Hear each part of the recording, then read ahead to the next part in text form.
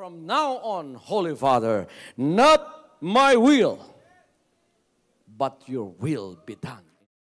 I said, Father, you have chosen me. Give me the strength to obey. I will follow you no matter what it takes. If you know me, you cannot be neutral about me. Either you will hate me or you will love me. Because there is only one important business in the world. It is the business of salvation.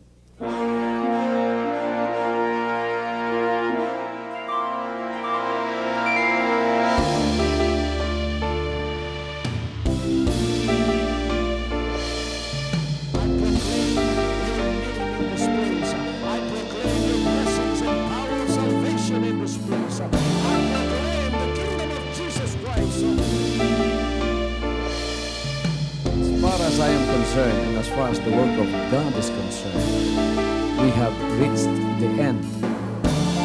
Last September 13, 2003.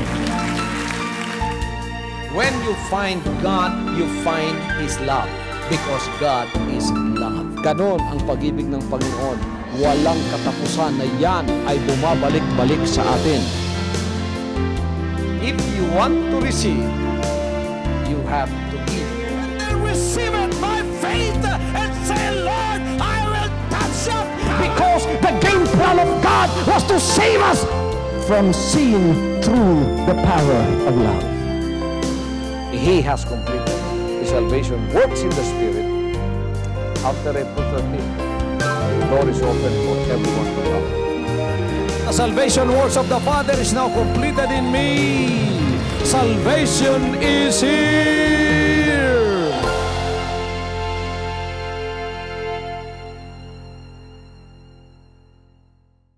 Alam niyo, isang bagay ang malaman natin ang kanyang pangalan. Ngunit isa rin bagay na kailangan sundin natin ang kanyang mga banal na salita. So sinabi niya, hindi lahat ng tumatawag sa akin, Panginoon, Panginoon, at tatawagin mo siyang Panginoon dahil kilala mo siya. Ngunit pagka hindi mo naman tinutupad ang mga salita niya, ay hindi ka naman niya makikilala. Kailangan kilala natin siya at kilala rin tayo ng ating Panginoon. Ang lahat ay magsabing purihin ang Diyos. Kilala ba ninyo ang Panginoon? Amen. Ang lahat na nakakakilala sa Panginoon ay sumigaw ng malakas na Amen. Amen. Yan naman pinakamalakas. Amen. Malakas na clap offering. Hallelujah! Praise the Lord! Anong sinabi ng Panginoon dito?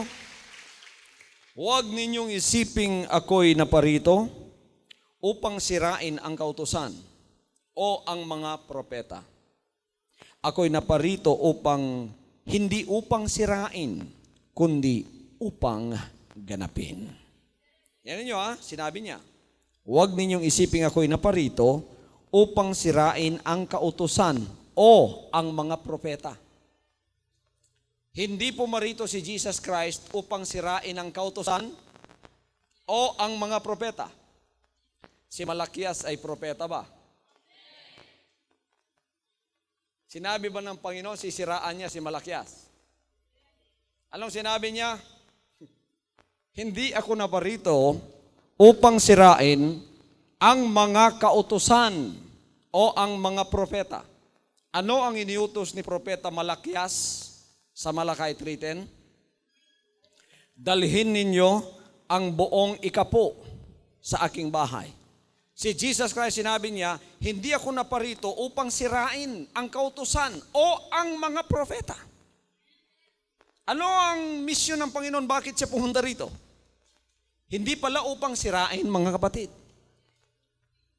Hindi upang sirain ang kautusan o ang mga propeta. Ano ang kanyang layunin? Sabi niya, ako'y naparito, hindi upang sirain, kundi upang ganapin.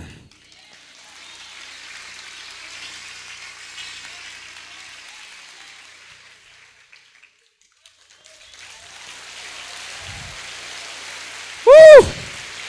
Hallelujah! Ayon. Hindi siya pumunta rito upang ipangaral at sasabihin, Wala ng tithes and offering. Hindi niya sinabi yung gagawin niya. Siya mismo nagsabing, hindi siya pumarito upang sirain ang kautusan o ang propeta. Pumunta siya rito upang hindi sirain, kundi ganapin. Woo! Si Jesus Christ ang nangusap niyan. Amen. Sapagkat, sa verse 18, Matthew 5:18, sapagkat katotohanang sinasabi ko sa inyo, hanggang sa mga wala ang langit at ang lupa, ang isang tuldok o isang kudlit sa anumang paraan ay hindi mawawala sa kautusan hanggang sa maganap ang lahat ng mga bagay. Biro ninyo yan. Hanggang sa mga wala, kahit daw langit at lupa mawala. Pero kahit isang tuldok o isang kudlit, 1 point or 1 comma will not pass until everything is fulfilled. Gaganapin lahat, kahit punto lang, kahit tuldok lang o kama ng kautusan. Hallelujah. Tayo nang tinawag, ang unang kinuha sa atin ay ang ating kasalanan. At ang taong makasalanan ay may natural na pagsalangsang sa kalooban ng Diyos.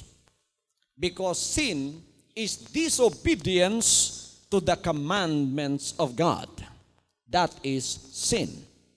Now, when we go to the study of the Word of God,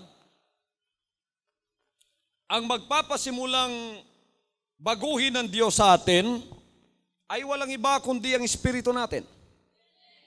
Babaguhin niya yan at pagkatapos, mga kapatid, ay magtatrabaho tayo sandali, ha?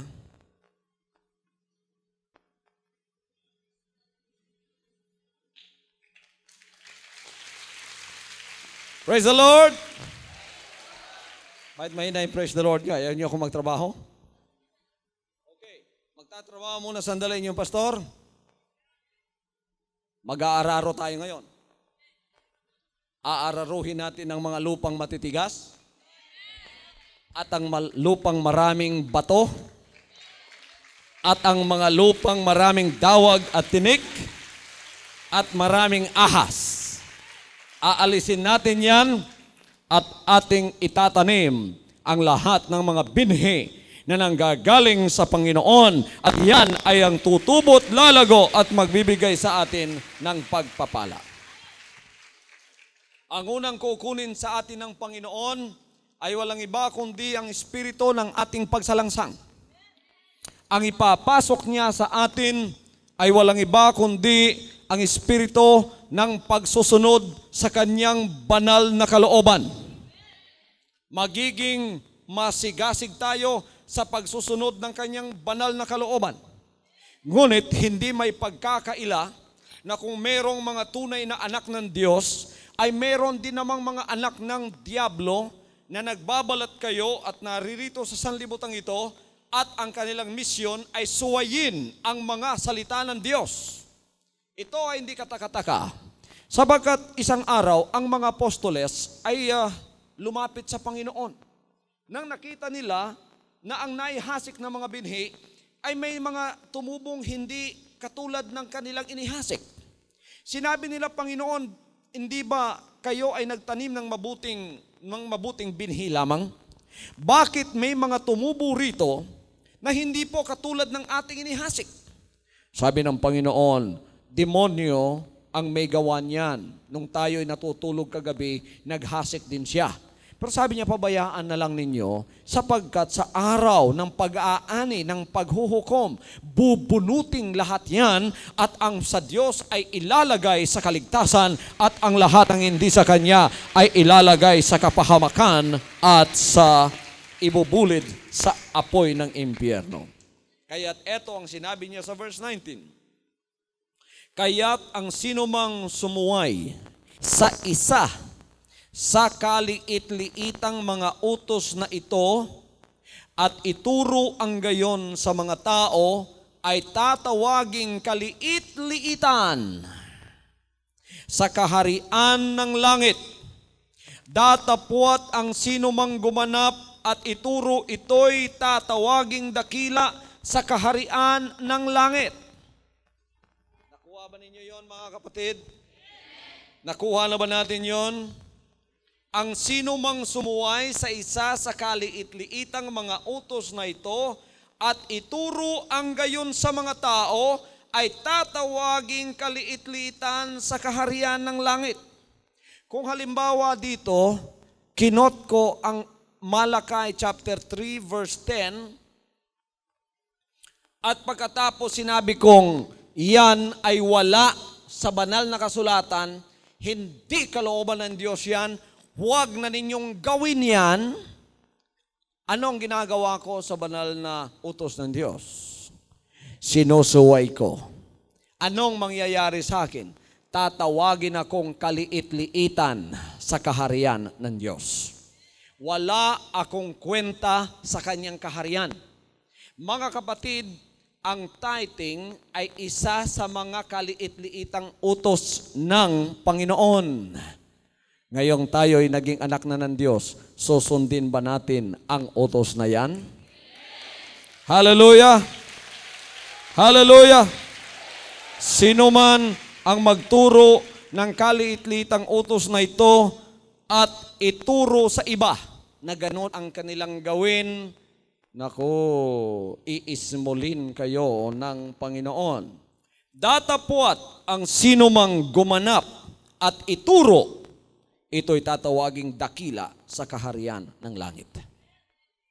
Ayon yung pastor dito, ito ba'y sinabi ko sa inyong ating sundin? Ito ba'y sinabi kong ating sundin?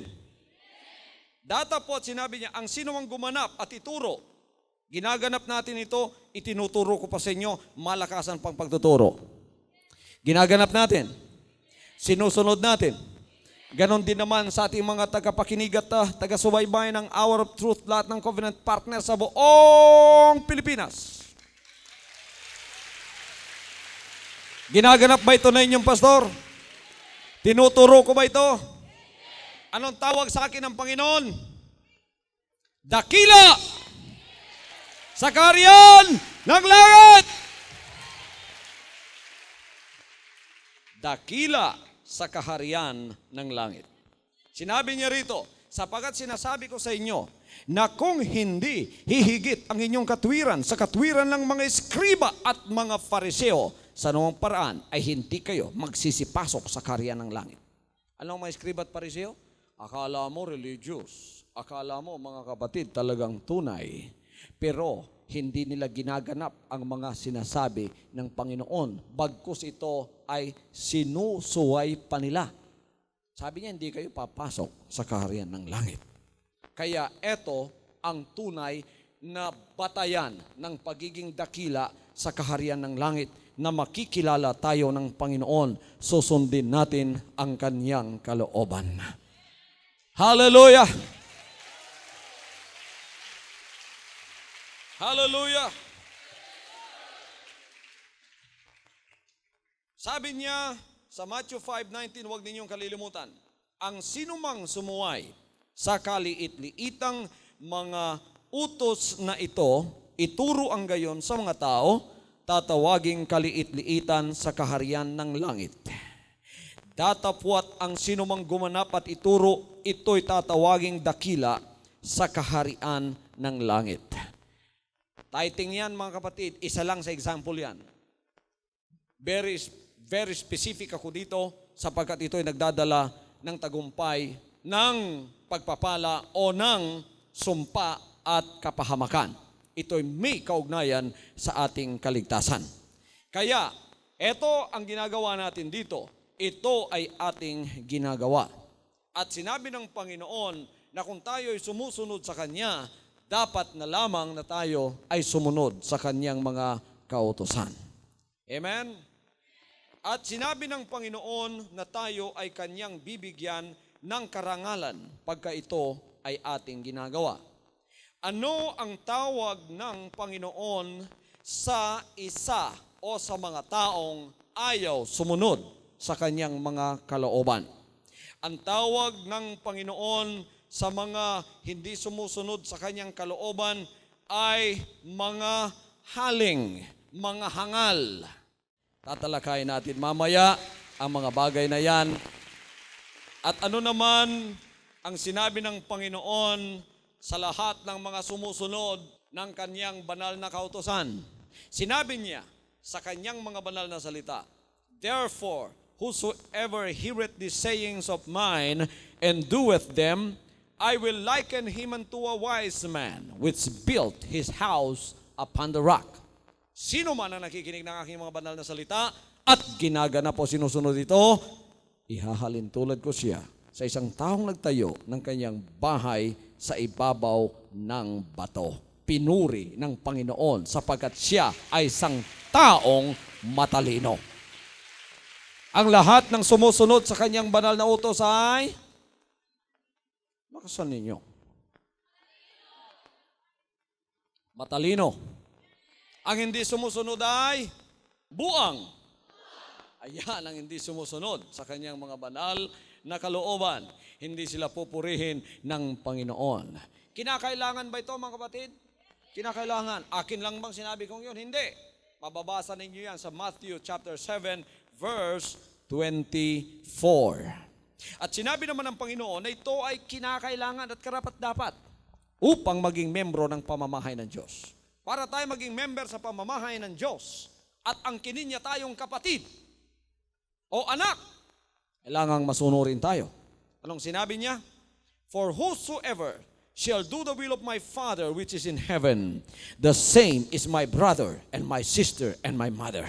Sino man ang gumaganap ng kalooban ng aking mga nasa langit, siya ay tatawaging aking kapatid na lalaki, kapatid na babae, at aking ina. Sabi niya sa Matthew 12:50.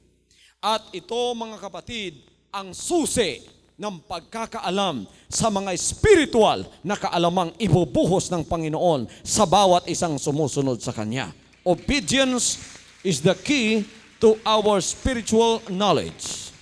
Sabi ng John chapter 7 verse 17, "If any man will do his will, he shall know of the doctrine, whether it be of God or whether I speak of myself." Kung ikaw ay susunod, malalaman mo ang turong ito ay nanggagaling sa Diyos o sinasabi ko sa aking sarili lamang. Kaya't ang pagsusunod ay susi ng spiritual na kaalaman upang mabuksan at maunawaan mo ang Panginoon na iyong sinusunod. Hallelujah! At pagka iyo namang sinusunod ang mga kalooban ng Diyos at nais sa puso mo na ang pagsusunod nito, ano ang gagawin ng Panginoon? Tatanggapin ka at pagpapalain ka sa isang tinatawag na divine fellowship. Anumang oras, ang Panginoon at ang kanyang presensya ay pasasa iyo. Sinabi niya sa John 14:23, Jesus answered and said unto him, "If any man love me, he will keep my words, and my Father will love him, and we will come unto him, and make our abode with him." Tingnan ninyo, magkakaroon kayo ng fellowship sa Panginoon. Hallelujah. Papasok siya sa puso mo, at anumang oras kailangan mo siya, pwede mong tawagin at siya ay sasagot at ibibigay ang mga kahilingan ng iyong buhay.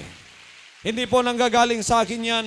Yan ay galing sa mga salita ng Diyos. Tingnan ninyo ang pagpapala ng mga taong sumusunod ng kanyang banal na kalooban. Ngunit tingnan naman ninyo, pagka ang tao ay sumusuway ng kanyang mga banal na kautusan, meron namang parusa. Sabi niya sa Deuteronomy 11:28, merong sumpa na darating sa atin pagka hindi natin sinusunod yan. Deuteronomy 28:15 hanggang sa katapusan ay nakahilera po ang lahat ng sumpa na tatanggapin pagka hindi sinunod yan.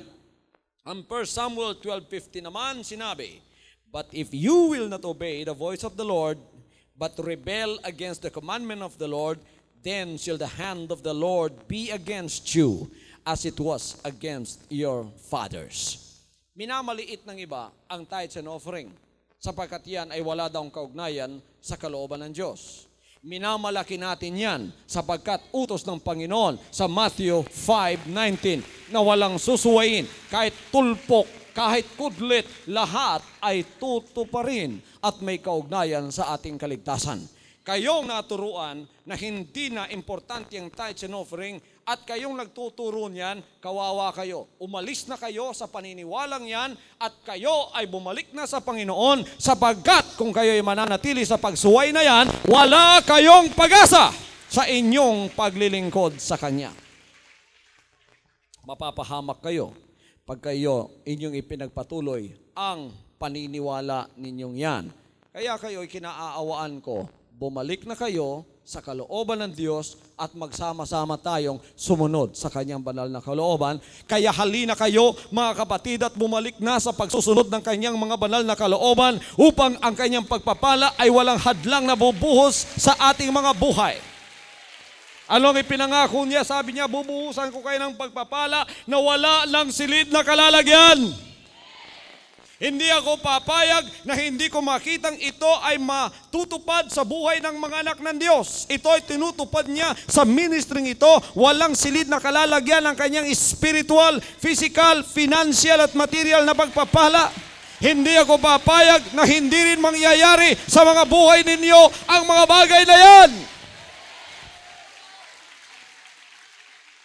Hallelujah! Ano man ang mangyari sa inyo, sundin ninyo ang Kanyang kalooban at tatanggapin ninyo ang Kanyang pagpapala. Sinong gusto ng isang mapayapang buhay? Sinong gusto ng isang buhay na walang sapat na kalalagyan ang mga pagpapala? Sinong gusto ng buhay na walang karamdaman? Sinong gusto ng buhay na kung may utang man, nababayarang lahat? Sinong gusto ng buhay na punong-puno ng pagpapalang kahit anong hingin niya, ibibigay ng Panginoon sa kanya? Ayan ang kalooban ng Diyos sa bawat isa sa inyo. Kaya sinabi niya sa John 10:10, siya ay pumarito upang magbigay ng buhay. Buhay na masagana! Hindi ko ipinangako yan. Ipinangako ng Panginoon at dapat magkaroon ng katuparan sa lahat ng buhay ng kanyang mga anak. Ngayon, inaalis ng Panginoon ang pagsuway na Espiritu sa atin at ang pinapasok niya sa atin ay walang iba kundi ang Espiritu ng pagsusunod. Sinabi niya sa Ephesians 5:6, let no man deceive you with vain words, for because of these things cometh the wrath of God upon the children of disobedience. Lahat ay magsabing children of disobedience. Sabi ng Ephesians 5:6, huwag kayong padaya kanino man sa mga salita. Huwag kayong padaya. Ano ang mensahe ng Panginoon? Huwag kayong padaya sa mga salita lamang na hindi kalooban ng Diyos. Tingnan muna ninyo kung yan ay kalooban ng Diyos. Sapagkat nandito ay binubuhos ang galit ng Diyos sa mga anak ng mga pagsuway. Tingnan nyo, tayo ay anak na ng pagsusunod. Anak ng Diyos, anong tawag sa iyo? Anak sa pagsusunod ng kanyang kalooban. Ano ang tawag sa mga anak ng demonyo? Suwail. Suwail na anak. At doon, ibinibunto ng Diyos ang kanyang galit. The children of disobedience. Sinabi naman ng 2 Thessalonians 1:8. Tingnan nyo, napakasakit nito, pero totoo. Sinabi ng Panginoon ito sa pamagitan ni Apostol Pablo. In flaming fire, taking vengeance on them that know not God, and that obey not the gospel of our Lord Jesus Christ. 2 Thessalonians 1:8, nakakatakot. Sapagkat paghihigantihan daw ng Panginoon ang mga taong hindi alam ang kanyang kalooban at doon sa mga nakakaalam, ngunit hindi nila sinusunod. Kaya dalawang grupo ang ibubulid sa impyerno. Ang hindi nakakaalam, that's why don't be ignorant about the will of God, and those that obey not the gospel of the Lord Jesus Christ. Ang dalawang grupong ito ibubulid sa impyerno at maghihiganti ang Panginoon sa kanila. Sino? Those that do not know God. Ala tayo magsabing, those that do not know God. and that does not obey the gospel of our Lord Jesus Christ. Yung bang Matthew 5:17, gospel of the Lord Jesus Christ, anong sinabi niya? Ako'y pumarito hindi upang sirain ang kautusan o ang mga propeta. Ako'y naparito upang ganapin at tuparin. Hallelujah! Yan ba'y magandang balita? Hallelujah! Hindi siya naparito upang sirain ang mga propeta. Siya ay pumunta rito upang tuparin ang kautusan at ang mga propeta. Kaya yung mga anak ng pagsuway, ang galit ng Diyos, ibubunton sa kanila. Lalo na itong dalawang grupong ito. Anong dalawang grupong ito? Ang hindi nakakaalam at yung nalalaman nila, ngunit sinusuway nila. Kaya kayo, alam na yun, wala na kayong dapat na ipagtagupa sapagkat ako'y humihiyaw dito ng buong lakas at sinasabi kong, mga anak ng Diyos, bumalik na tayo sa pagtutupad ng kanyang banal na kalooban. Hallelujah, hallelujah, hallelujah.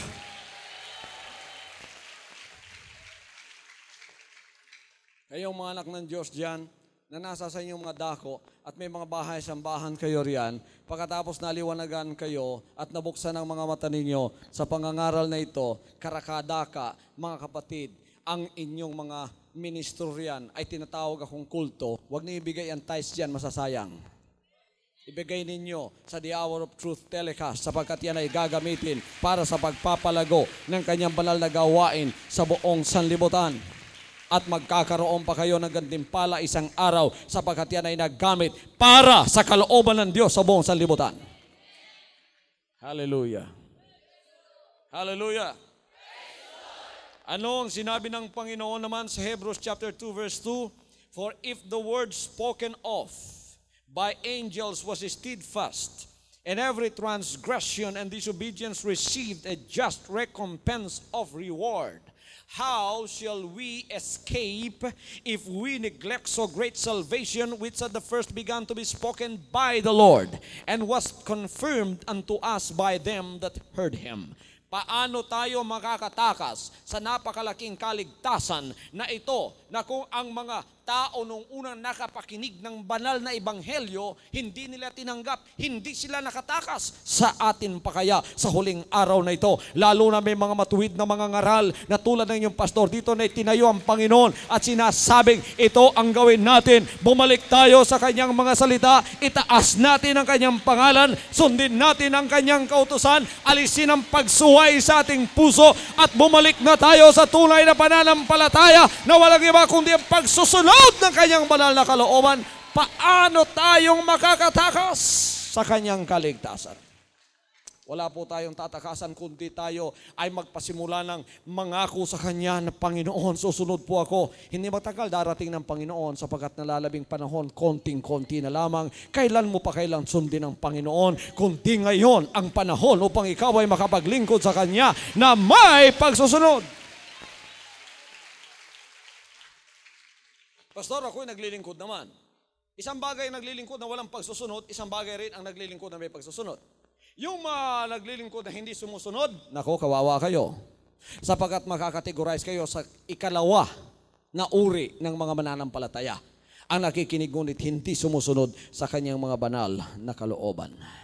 Ngayon mga kapatid, ano ang tawag ng Panginoon sa mga tao na hindi sumusunod sa kanyang mga banal na kautusan?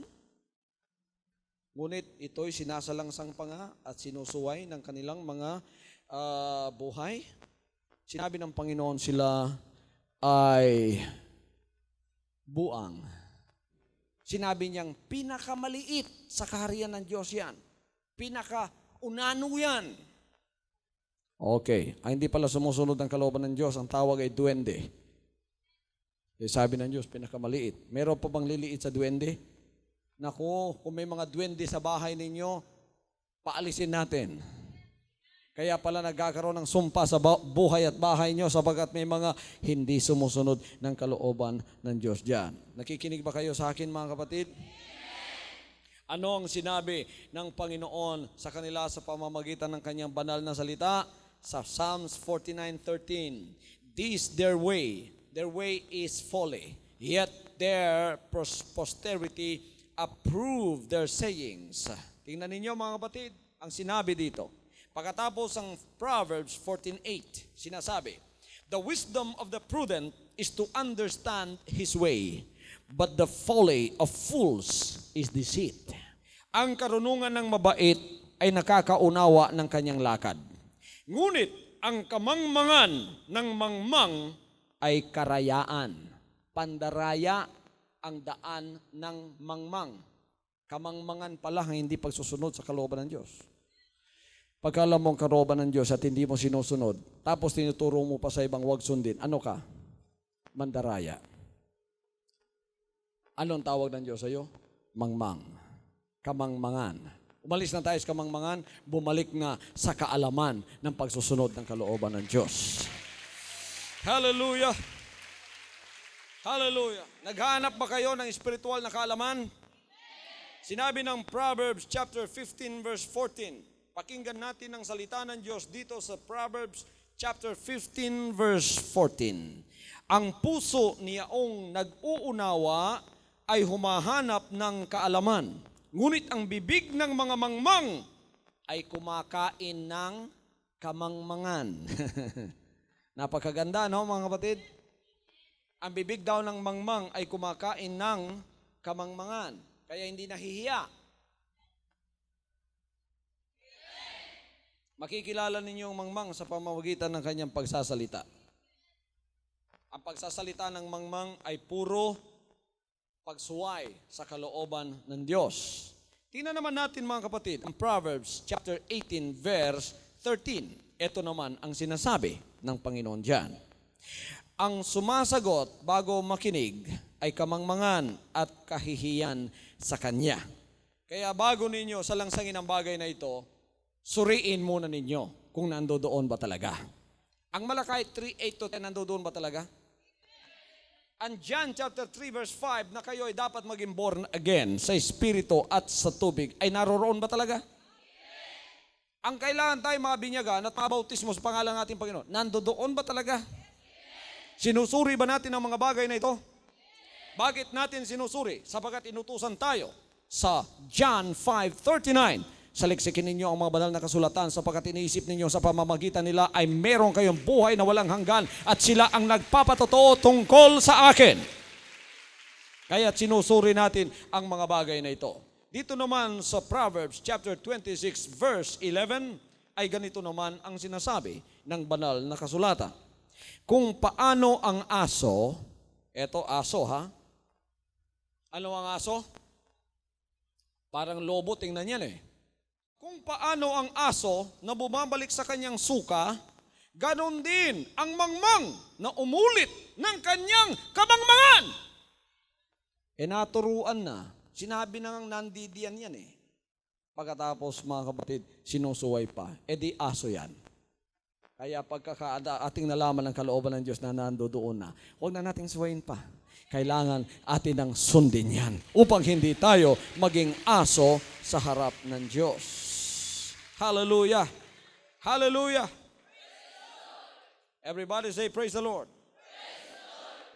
Ang ugali ng mga mangmang o ng mga buang o ulol ay ito. Sila ay hindi naniniwalang mayroon Diyos. Kaya hindi pinaniniwalaan ang kanyang mga banal na salita. Sabi ng Psalms 53:1, the fool hath said in his heart, there is no God. Sabi ng mangmang, wala raw ang Diyos.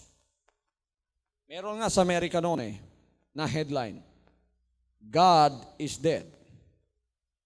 There is no God. Sa mga newspaper ng Amerika na headline yan, there is no God, walang Diyos. Sinong naniniwala sa inyong walang Diyos? Taas ang kamay. Sino sa inyo ang naniniwalang may Diyos? Sinong naniniwala sa inyo na ang mga salitang ito ay salita ng Diyos? Na kailangan nating sundin. Sinong naniniwala sa inyo na ang Malakay 3:8-10 ay salita ng Diyos? Na kailangan sundin. Pagpalain kayo ng Panginoon. Mga anak talaga kayo ng Panginoon. Talagang malakas ang emphasis ngayon sa Malakay, ano? Siguro tuntua si Malakias ngayon, nasa langit, pumapalakpak sa atin dito. Amen. Bakit? Maraming mga anak ng Diyos sa Pilipinas maaalis sa sumpa. Ganon na lamang ang pag-ibig ko sa Pilipinas na gusto kong maalis tayo sa sumpa sapagkat nang binabasa ko ang Matthew 28:15 hanggang katapusan, lahat ng sumpang nakahilera riyan, nakikita ko natutupad sa buhay ng mga Pilipino. Sapagkat ako'y Pilipino, umiiyak ako at sinabi ko, Panginoon, di ba Christian nation ang Pilipinas? Bakit ganito ang nangyayari sa amin? Nakita ko mga kabatid, ang mga kadahilanan. Tayo ay kailangan bumalik sa pagsusunod ng kanyang mga banal na kautusan. Unang-una, kung gusto nating magkaroon ng financial na pagpapala sa Pilipinas, kailangan pong bumalik tayo sa pagbibigay ng ikapo at mga handog para sa kanyang gawain. Hallelujah. Everybody say, praise the Lord. Praise the Lord. Sinasabi naman mga kapatid ng Proverbs chapter 10 verse 18. Ito at pakinggan natin ang Proverbs chapter 10 verse 18. Siyang nagkukubli ng mga pagtatanim ay sa mga magdarayang labi at siyang nagpaparatang ay mangmang. Ang nagkukubli sa mga magdarayang labi, lalo na kung gagamitan mo ng salita ng Diyos, kala mo talagang tunay na mangangaral o kaya tunay na Kristiyano, gagamit-gamit ka pa ng Word of God, pagkatapos ang bagsak mo, pagka nasuri ka, 1 John 4:1, try the spirits whether they are of God, because there are many false prophets that are gone in the world today. Nang masuri, kabuka-buka pa naman ang bibig, anong sinabi? Walang tithes and offering. Nako, tingnan ninyo, magdarayang labi yun. Amen. Magdarayang labi yun. Pagkatapos, ano pang ugali ng mangmang? Mapagparatang. Palaging nagpaparatang. Palaging nangaakusayan. Palaging inaakyos. Yan ay ugali ng demonyo. Anong sinabi ng banal na kasulatan? The devil is the accuser of the brethren. Palaging may akusasyon yan. Palaging may sinasabing pagpaparatang yan. Ugali ng mga mangmang yan. Ngunit ang ugali ng mga anak ng Diyos, sinusunod ang kalooban ng Panginoon. Ang bunga ay bunga ng Espiritu. Ano ang ugali pa ng mga mangmang na sumusuway sa kanyang kalooban?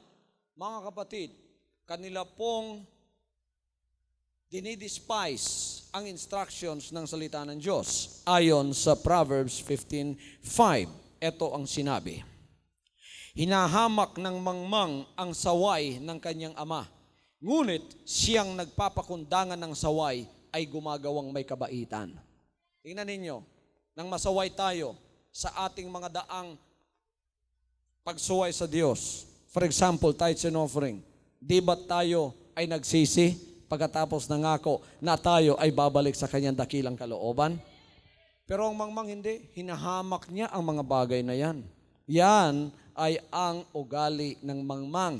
Hinahamak ang mga salita o ang mga kautusan ng kanyang ama. Ito bang Malakay 3:10 ay utos ng ating ama? Ang Luke 6:38 ay utos ba ng ating ama? Hahamakin ba natin yan? O tutuparin natin? Dahil tayo ay ginawa ng matalino, masunurin ng mga anak ng ating Panginoon. Hallelujah, hallelujah. At ang mangmang ay masuwayin sa kalooban ng Diyos. Basta masuwayin ka, ano ka? Ano sa ibang salita ang mangmang? Yung medyo matalas. Buang at ulol. Ano pa mga kapatid ang ugali ng masuwayin na mangmang at ulol? So, tama yun. Praise the Lord. Eto mga kapatid, mapakialam pala. Naku, mapakialam. Okay. Ito ugali ng masuwain na naging mangmang at ulol sa harap ng Diyos o haling sa harap ng Diyos. Okay, mapakialam.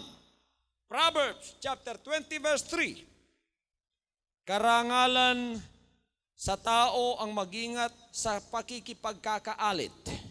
Ngunit bawat mangmang ay magiging palaaway. Oh, hindi ko po sinabi yan. Sinabi ng banal na kasulatan yan. Verse 3. Oh, isulat ninyo lahat. Kayo nasa television, sulat ninyo yan. Maganda yan. Okay. Proverbs chapter 20 verse 3. Karangalan sa tao ang mag-ingat sa pakikipagkakaalit. Karangalan para daw sa taong mabuti, ang iingatan niyang hindi siya makikipag-away. Karangalan natin yun. Tayo, hindi ba marangal na tao tayo? Kayo mga anak ng Diyos, di ba marangal kayo? Ayaw ninyo nung may kagalit kayo, di ba? Ayaw ninyong may hindi nakakatulog ng dahil sa inyo, di ba? Ayaw ninyong may naguguluhan sa inyo, di ba? Ayaw ninyong may sinisiraan kayo, di ba? Ayaw ninyong may mga taong nagagalit sa inyo, di ba? Karangalan niyon, sabi ng Panginoon. Pero ano sinabi niya? Ngunit, eto, pakinggan niyo to. Ngunit, bawat mangmang ay magiging palaaway. Pagka palaaway ang tao, mangmang. Palaaway pala ang mangmang ano? Hoy, gising.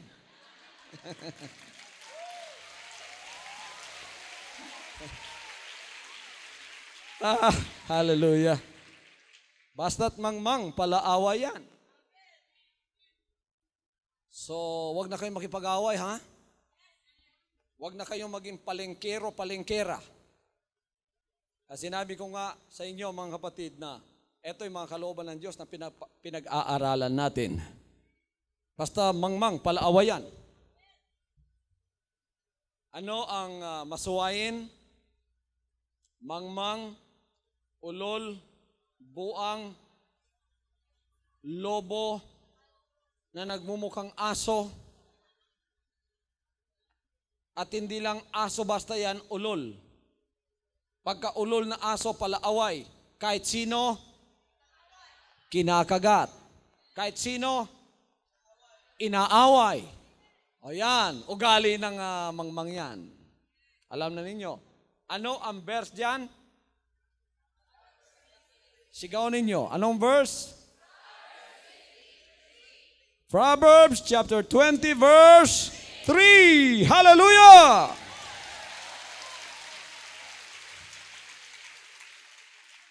Ito pa, mga kapatid. Pakinggan naman ninyo ito. Hindi pa nyo alam yan. Okay?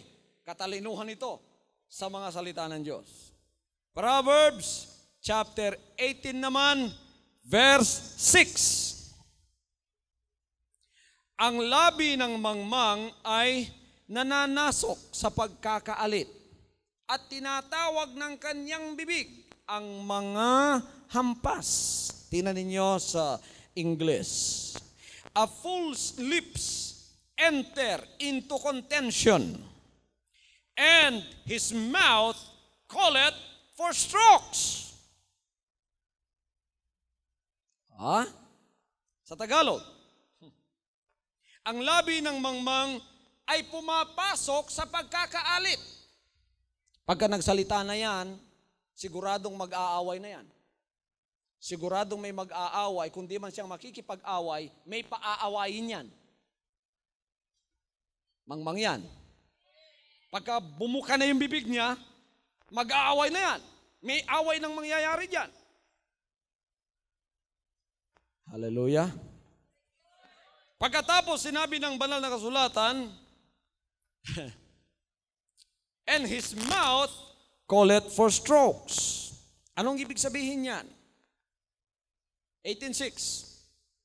At tinatawag ng kanyang bibig ang mga hampas. Ang lahat ng kanyang mga salita na mamalo. Binubugbog ka sa salita. Kaya sasabihin ng mangmang, hahagupitin kita. Tapos masakit ang kanyang mga salita. namamalo. Tinatawag ang mga pamalo. Pero ang bibig ng matuwid ay nagpapabuhay at nagbibigay ng kagalingan. Hallelujah! Sa Bisaya, ang babas buang alingugngug sa dalunggan. Amen. Ulitin natin yan, ha? Mga kapatid, a fool's lips enter into contention, and his mouth calleth for strokes. Okay. Nakakasakit ang ibig sabihin, ang lahat ng kanyang pananalita.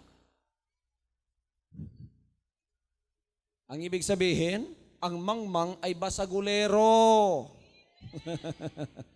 Maton ang mangmang. Kaya tumabi na kayo. Noong nga lumalakad kami doon sa Bacolod, malakad kami, disente namin, nakakurbata kami, galing kami sa service. Nasa lubong namin ang tao, mga 11 na ng gabi. Naku, laking tao. Tapos amoy alak. Biro ninyo, 3 kami, hinamon kami lahat. Sabi niya, hoy, kayo. Bubuntalin ko kayo. Lumaban kayo sa akin. Hamon na siya ng hamon. Hindi kami lumaban. Sabi niya, mga duwag kayo. Lalabanan mo ba yon? Pagka lumaban ka doon, masahol ka pa sa kanya. Kaya merong nilalabanan, merong iniiwasan. Yung mangmang, iwasan ninyo yon. Ang pagkain ng mangmang away. Yan. Natutuwa yan at nagpipista yan pagka may away na nagagawa. Pero ang mga matuwid at matalino, hindi. Umiiwas tayo. Natutuwa tayo at nagagalak pagka may kapayapaan at ang lahat ng anak ng Diyos ay sumusunod sa kanyang mga kalooban. Everybody say, praise the Lord. Praise the Lord.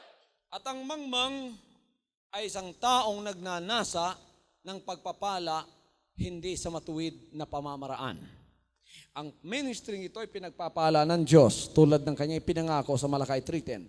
Habang tayo nagbibigay ng tithes, pagpapalain tayo. Matuwid na pagpapala ba yan?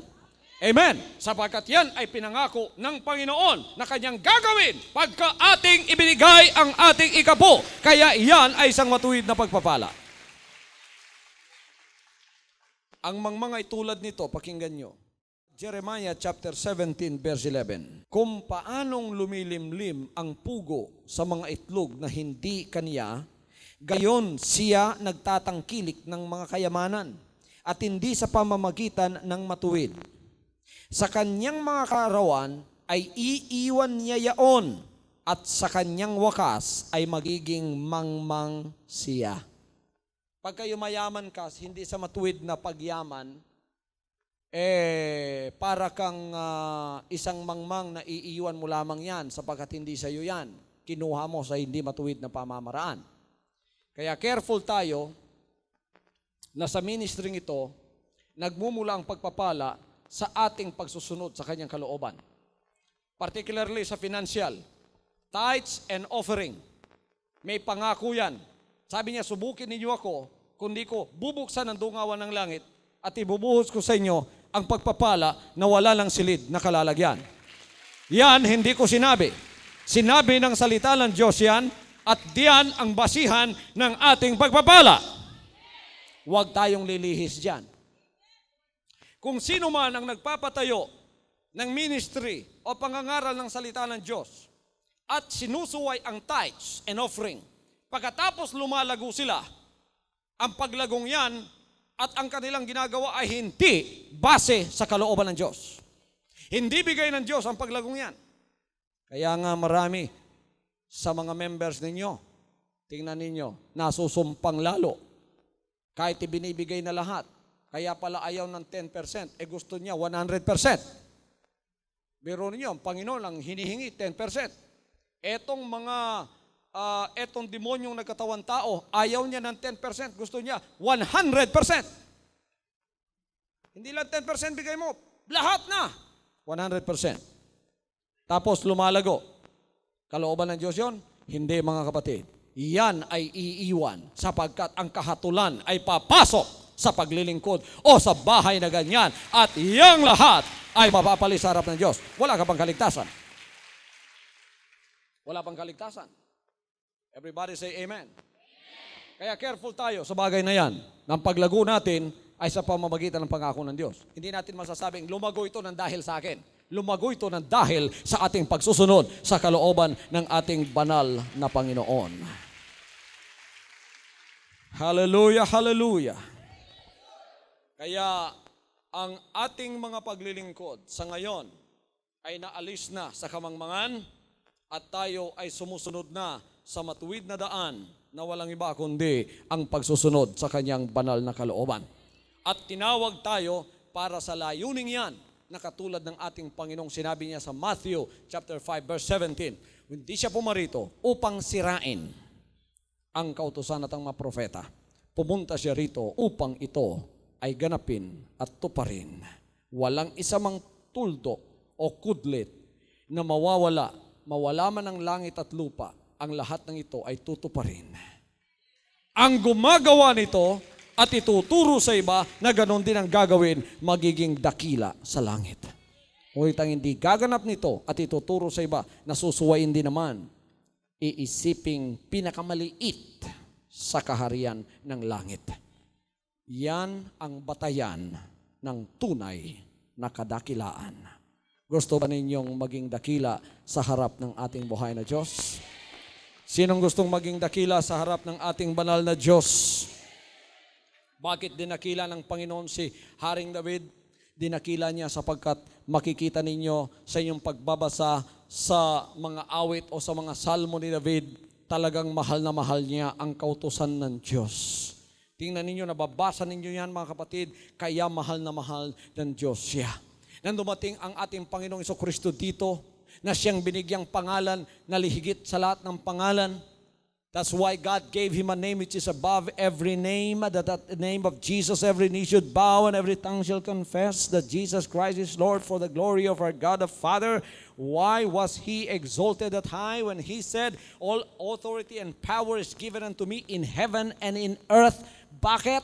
Sapagkat tingnan ninyong pagtuturo ng ating Panginoong Jesucristo, puro pagsusunod sa kalooban ng Diyos. Ang nakikinig sa akin at sumusunod, yan ay ang pananampalatayang nakatayo sa ibabaw ng bato. Puro pagsusunod, puro pagsusunod, puro pagsusunod, mga kapatid. Ay yung pastor ay pinahiran ng langis, hinadlangan ng napakarami, siniraan, inusig, nilait. Ngunit bakit dinadakila ng Panginoon ang ministering ito? Sapagat ang mission ko dito sa sanlibutan ito ay upang turuan ang lahat ng mga anak ng Diyos na sila ay bumalik sa pagsusunod sa Kanyang kalooban.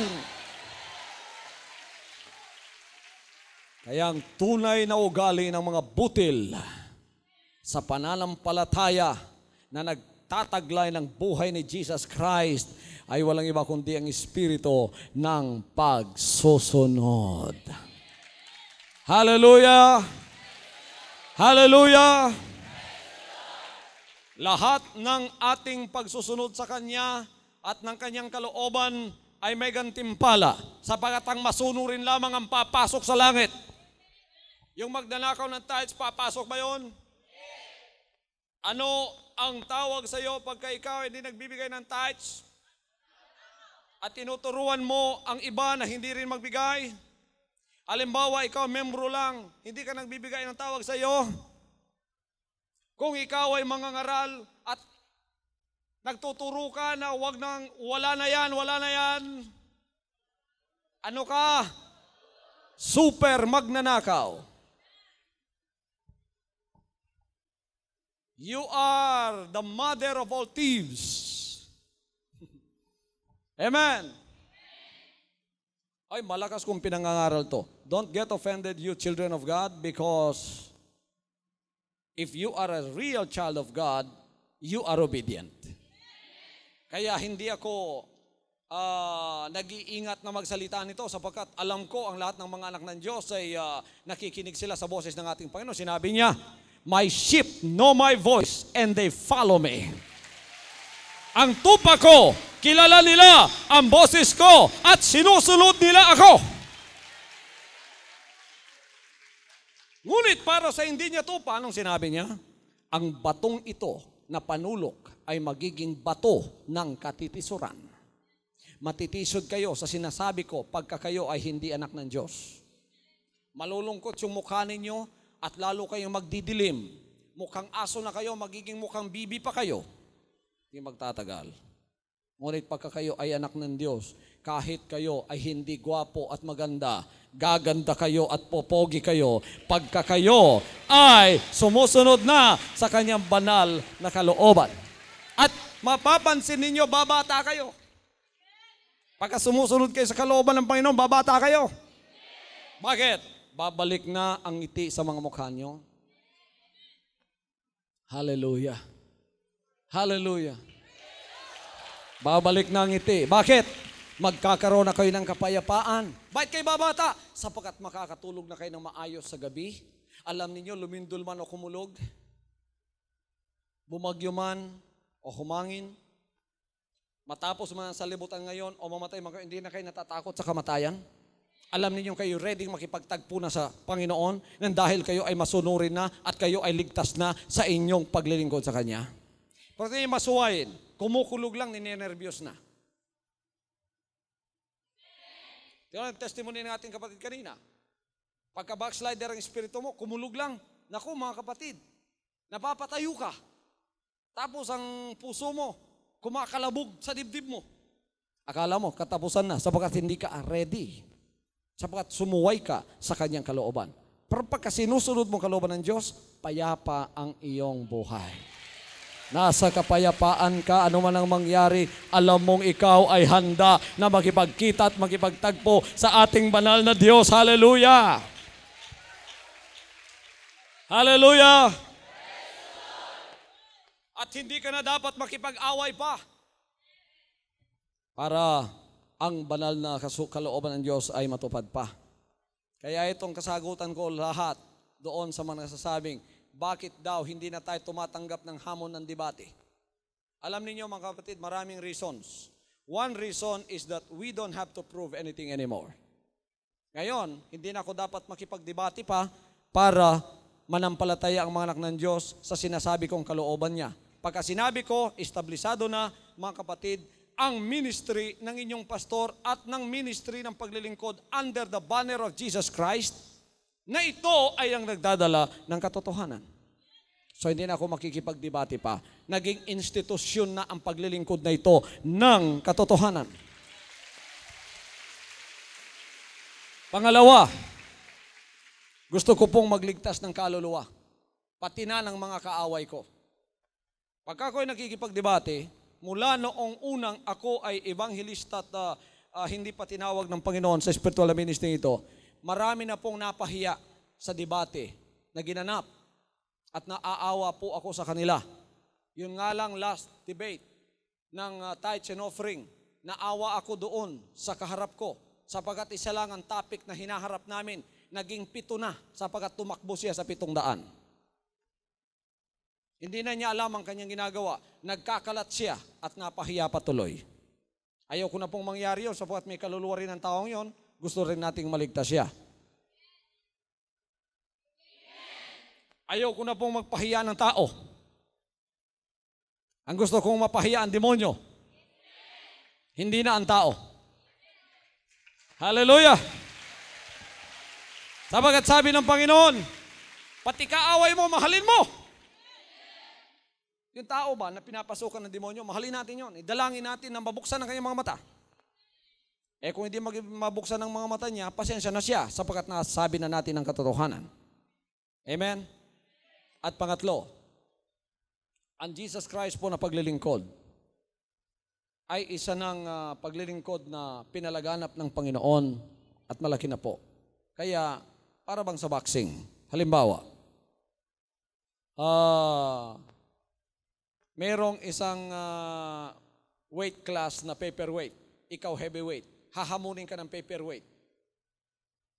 Lalaban ka pa? Hindi na. Alam mo, mismatch yun. Amen? Ano mga kapatid ang ginagawa natin ngayon? Ang level ng ministry ito tumaas na. Kaya level din naman, kung merong mga issues na gaganapin, ang ka-level din naman natin ang ating haharapin. Amen? Ka-level din naman natin. Pagka hindi natin level, hindi tayo bababa, ang ibig sabihin. Nung tayo ay dito pa lang sa syudad na ito, isang iglesia pa lang, ito pa lang ang pinasimula. Left and right ang debate natin. Upang patotohanan na ang Panginoon ay nasa sa atin. Yun ay panahon pa. Pero ngayon, tayo pinalaganap ng Panginoon, hindi na tayo dapat makipagdebate pa upang patotohanan ng Panginoon ay nasa sa atin. Ang ginagawa ko lang, mangaral. At pagka napakinggan ng anak ng Diyos, tumitimo sa kanilang puso, at sila mismo sumusulat at napapatotohanan, ikaw ay tunay na mensahero ng Panginoon! So, I don't have to debate anymore because we don't have nothing to prove. Jesus Christ, the name above every name, has become an institution of the truth that when people see that name and listen to this preacher, they know right away that we are speaking the truth and the authority that comes from the Lord Jesus Christ. And then they readily submit themselves and surrender themselves to God and accept Him as their personal Savior. Tapos binabautismuhan natin. What more? Hindi na tayo dapat makipag-away at makipagdebate upang ang kaligtasan ay mapa sa tao. Ito ay tinatanggap na ngayon kahit sa pangangaral lamang sa telebisyon. Hallelujah. At ang tinuturo natin binabandila, ang emphasis ng ministry ito, ang batayan ng tunay na kadakilaan ay pagsusunod sa kalooban ng ating Panginoon Diyos. Ang sumusunod at ituturo sa iba na ganun din ang gagawin, kikilalaning pinakadakila sa langit. Dakila ba inyong pastor? Dakila ba kayo? Hallelujah. Ang hindi sumusunod at itinuturo, ano sila?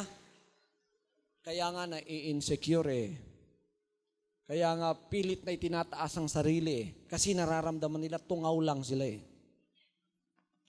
para hindi kayo maging tungaw, maging ilipante kayo sa harap ng Diyos, sumunod kayo. Unahin ninyo ang mga sinusuway ninyong kalooban ng Diyos. Tithes and offering, number 1 yun. Bumalik na tayo sa kanyang kalooban. Gusto ko pagpalain kayo sa financial. Gusto ko pagpalain kayo ng Diyos sa physical. Gusto ko pagpalain kayo ng Diyos sa spiritual. Gusto ko pagpalain kayo ng Diyos sa lahat ng bagay. At yan ay kanyang pangako. Sinong gusto ng isang marangyang buhay? Masaganang buhay? Merong magandang bahay? Maraming pera sa bangko? Malulusog ang mga anak? Maraming pagkain sa bahay? Magandang trabaho? 3 ang sasakyan? Nakakapunta sa gusto niyang puntahan? At pagkatapos, maganda ang relationship niya sa Panginoon. Na pagdating ng rapture, ligtas siya. Masunurin siya. Woo!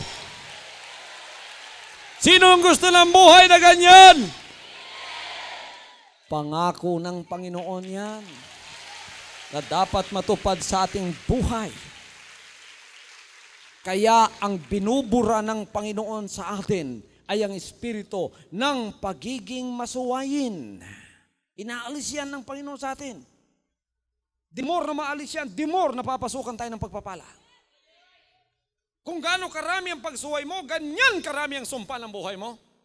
Kung gaano karami ang pagsusunod mo, kung 100% na, ang pagpapala 100%, bubuhos na sa buhay mo. Hallelujah. Hallelujah! Hallelujah. Ganon din sa lahat ng ating mga tagapanood, taga-subaybay at covenant partners. Pangako ng Diyos yan. Biro ninyo mga kapatid, dito sa lupang ito, pinagpala tayo. Pagdating ng rapture, kasama natin ang Panginoon. Pinagpala tayo. Sabi niya, in this world, you will have 100-fold of everything. And in the world to come, eternal life. Yan ay pinangako ng Panginoon sa atin at hinahadlangan ng demonyo at ang ipinapasok niya ay ang pagiging masuwayin. Malakas pong pagtuturo natin sa tithes and offering sapagkat nandiyan nakasalalay ang inyong pagpapala at ang inyong sumpa. Pagpapala kung susunod kayo at sumpa kung susuway ninyo at yan ay may kaugnayan sa ating kaligtasan. Ako'y dadalangin ngayon para sa buhay na masaganang ito natatanggapin nyo. Taas ninyo inyong mga kamay, kayong lahat ng narito, kayong nasa harap ng inyong television, hawakan ninyo ang inyong mga TV sets at ako ay dadalangin sa inyo sa mga sandaling ito. Amang banal, dumadalangin po ako sa lahat ng aking mga kapatid, mga tagapakinig, tagapanood, at lahat ng covenant partners and members ng ministering ito na matuwid na tumutupad po sa inyong mga banal na gawain at sumusunod sa inyong mga banal na kautusan. Pagpalain po ninyo sila ng 1,000 at 1,000,000 beses, Ama, at ibigay po sa kalamasaganang buhay, kaligtasan pagdating ninyo, at habang naririto kami taghintay sa inyo, pagpapalang physical, financial at material, at lahat po ng aming pangangailangan ay mapapasa amin, maglilingkod na waluwang sa inyong harapan. Tanggapin mo, anak ng Diyos, ang milagro mo sa mga sandaling ito. Pasasa iyo yan. In Jesus' name! In Jesus' name. In Jesus' name. Hallelujah. Hallelujah. Tanggapin mo ang milagro mo. Milagro ng kagalingan sa iyong karamdaman. Tumayo ka sa kinalalagyan mo, lumakad ka, subukan mo ang kapangyarihan ng Diyos at magaling ka na. Ikaw naman anak ng Diyos na may financial na problema, angkinin mo sa pamamagitan ng pananampalataya. Ang mga salitang ito, uutusan natin ang pagpapala na bubuhos sa bahay mo. Maging covenant partner ka ng kanyang pagpapala. Ama, habang po siya sumusulat ngayon, at nagkaroon ng desisyon na kaluhod at sinabing ako'y magiging covenant partner po na inyong pagpapala at susulat siya sa programang ito, ay pasimulan na po ninyong ibuhos ang pagpapala sa kanyang buhay. Ngayon, di naman, patunayan po ninyong kayo ay makapangyarihan sa kanyang buhay. In Jesus' name, ikaw na walang pag-asa, lumo ka na at nanlulupaypay ka pa. Patong-patong na ang utang mo at ang problema mo sa buhay napakarami. Huwag ka munang gumawa ng marahas na hakbang sa iyong buhay. Pakinggan mo muna ang mga salitang ito. Unawain mo na ang mensaheng ito ay ginawa ng Diyos para sa iyo, sapagat bibigyan ka ng bagong pag-asa. Manampalatay ka sa Kanya, humawak ka, huwag kang humiwalay sa Panginoon Diyos. Kalooban ng Diyos na pakinggan mo ang programang ito. Lumuhod ka, manalangin ka, magsisi ka, at isurrender mo ang buhay mo. At ngayon din, papasok sa iyo ang kanyang kapangyarihan. Bibigyan ka ng pag-asa at bibigyan ka ng isang malaking milagro na iyan ay magkakaroon ng katuparan sa buhay mo. Hallelujah. Kung ang hangad mo ay kapayapaan, papasok sa bahay mo ang kapayapaan. Hangad mo ay kaligtasan, kaligtasan papasok sa bahay mo. Bibisitahin ka ng Panginoon ng kanyang kaligtasan. Tanggapin mo at angkinin mo ang pangako ito ay para sa iyo. In Jesus' name. Amen. Anak ng Diyos, kung ikaw ay pinagpala sa programang ito, sumulat ka sa mga address na sa harap ng iyong screen o kaya tumawag ka sa mga telephone numbers na naririyan. At kami ay handang sumagot sa iyo, manalangin kasama mo ng lahat ng iyong mga dalangin at hangarin sa buhay ay maibigay natin sa Kanya sapagkat siya lamang ang tunay na daan ng buhay at ng buhay na pinagpala. Hallelujah. Pagpalain ka ng Panginoon. Amen. From now on, Holy Father, not my will, but your will be done. I said, Father, you have chosen me. Give me the strength to obey. I will follow you no matter what it takes. If you know me, you cannot be neutral about me. Either you will hate me or you will love me. Because there is only one important business in the world. It is the business of salvation.